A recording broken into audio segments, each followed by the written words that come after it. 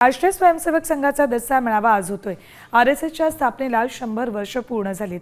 या पार्श्वभूमीवर दसऱ्याच्या दिवशी आरएसएस कडून आयोजित केल्या जाणाऱ्या कार्यक्रमाला खूप महत्त्व असतं। दसऱ्याच्या दिवशी आरएसएस कडून शस्त्रपूजन केलं जातं। त्यानंतर सरसंघचालक मोहन भागवत यांचं भाषण होतं। या कार्यक्रमाला माजी राष्ट्रपती रामनाथ कोविंद उपस्थित आहेत, तर आताच मुख्यमंत्री देवेंद्र फडणवीसही या कार्यक्रमाला पोहोचले आहेत।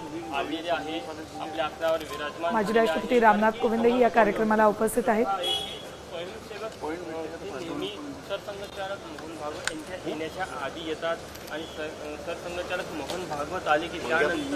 आरएसएसचा हा विजयादशमी सोहळा दसरा मेळावा,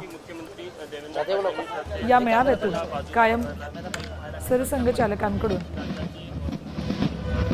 संबोधित करत असताना मार्गदर्शनही केलं जातं। राष्ट्रीय स्वयंसेवक संघाला आज खऱ्या अर्थाने 100 वर्ष पूर्ण झालेले आहे। अगदी 15-16 लोकांपासून सुरुवात झालेली आज हे वटवृक्ष झालेलं आहे आणि 100व्या वर्षात पदार्पण झालेलं आहे। 101 वर्ष आता साजरा केलं जाणार आहे।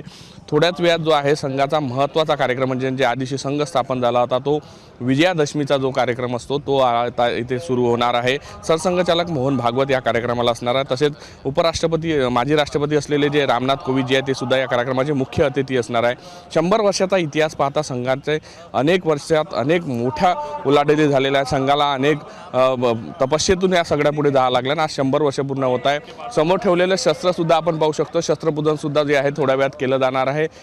तलवार आहे, ढाल आहे, ड्रोन सुद्धा पाहायला मिळतो आहे। पिनाका रॉकेट MK1 याचे सुद्धा प्रतिकृती जी आहे ती या ठिकाणी ठेवण्यात आला आहे।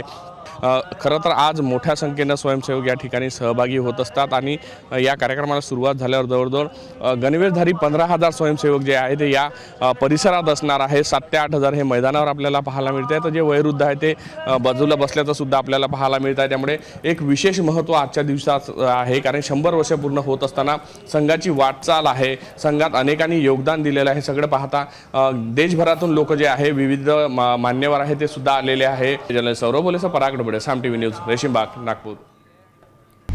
आता isakal.com आहे देशातील नंबर 1 ची मराठी न्यूज वेबसाईट। प्रत्येक अपडेटसाठी isakal.com ला नक्की भेट द्या।